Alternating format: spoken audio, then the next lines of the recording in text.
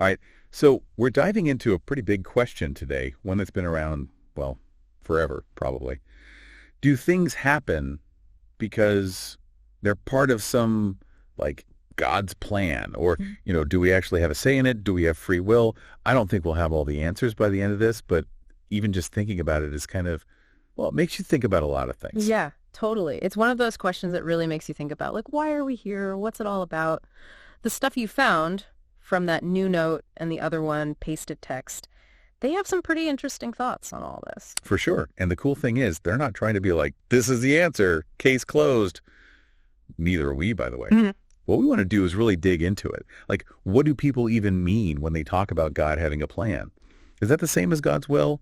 And how does all this impact us, in our everyday lives? That's the core of it, right? Are we just going through the motions that have already been decided, or are we making our own choices, writing our own stories? It's like faith and philosophy and just living life all rolled into one. Okay, so let's start with this idea of a plan.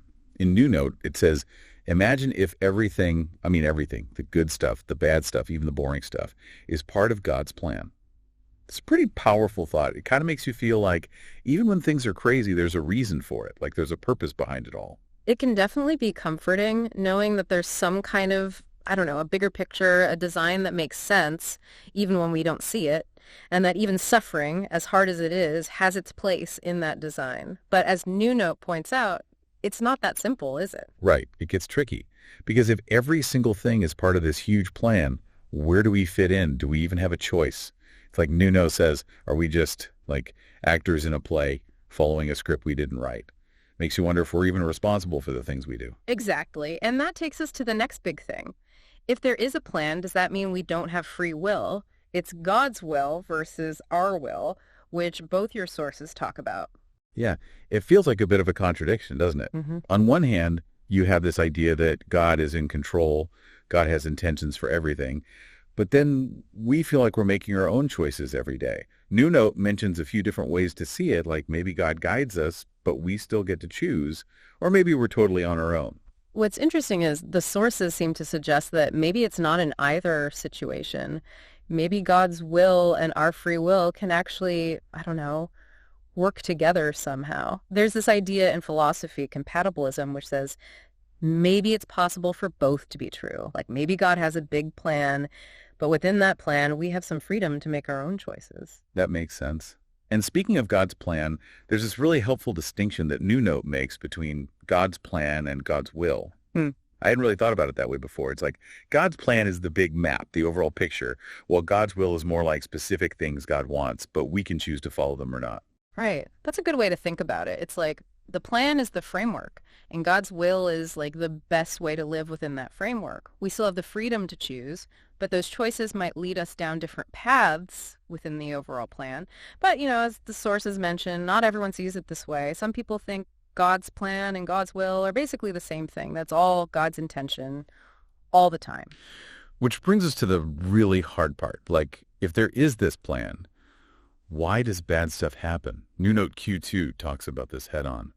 If God planned it all, why is there pain and suffering in all the bad things we see? This is where it gets tough for a lot of people. Yeah, it's a question people have been struggling with forever. The sources give a couple of common explanations. One is that even though we don't understand it, maybe these tough times are part of a bigger picture. Maybe they're lessons to help us grow, or maybe it's like a tapestry. You can't see the whole design from up close. It's about trusting that God knows what's going on, even when we don't. And then there's the other idea, which a lot of people connect with. Maybe not everything bad is directly from God. Maybe it's our choices, our free will gone wrong, or maybe it's just the world being messed up, like New Note Q2 says, a broken world. This way, God can still be good, but not everything bad has to be directly God's doing. And it's important to admit, like the sources do, that this is still a big mystery. There's no easy answer to why bad things happen if there's a loving God.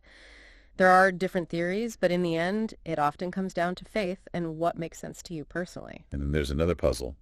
New Note Key 3 asks, if God already knows everything, including our future choices, does that mean we really have free will? It's like if God's already seen the movie, Are we really choosing what happens? That's a tough one. The sources use this analogy. God is watching the movie of our lives, but God didn't write the script. So even though God knows what we'll do, we're still the ones making the choices. It's like if someone knows you're going to pick the red apple, it doesn't mean you weren't free to pick the green one. That's a really good way to think about it. It means God can know everything without controlling everything we do. But New Note Q3 also says that maybe our free will isn't completely unlimited. Maybe God can kind of nudge us in certain directions. It's like we have some freedom, but there's still this influence from God. Figuring out where one ends and the other begins, that's where it gets tricky. Hard to pin down, the source says. Yeah, philosophers have been arguing about this for ages. Some say we have complete free will. Others say it's all predetermined. The sources don't try to give a definitive answer. They just acknowledge how complex it is. So how does all this actually impact our lives? Yeah. New Note #3 and Q4 talk about this. It seems like for a lot of people, believing in God's plan, it can be a huge comfort. Knowing there's a reason for everything, even the bad stuff, can give you peace.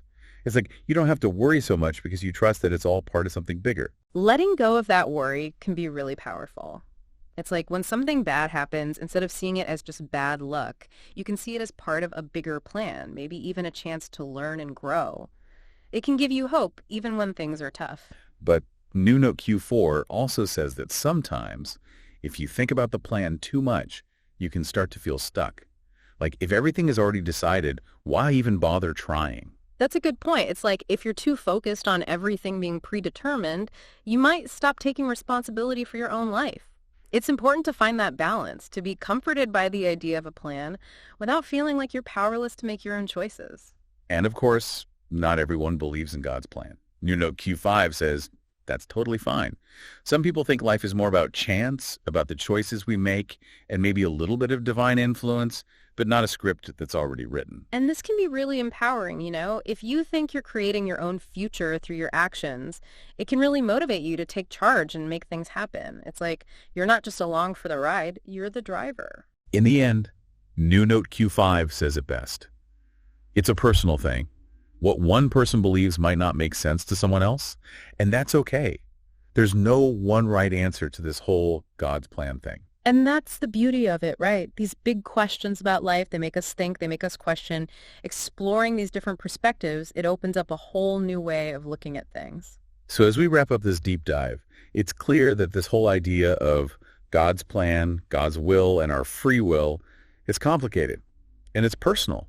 We didn't come here to give all the answers. We just wanted to talk about it, to share some of the interesting ideas from the sources you found. And hopefully by looking at all these different perspectives, we've given people something to think about. So one last thought for you. Think about what you believe about fate and free will. How does it affect your life, the choices you make, the way you see the world? Where do you fit in all of this? It's something to keep thinking about, to keep exploring. Thanks for joining us for this deep dive.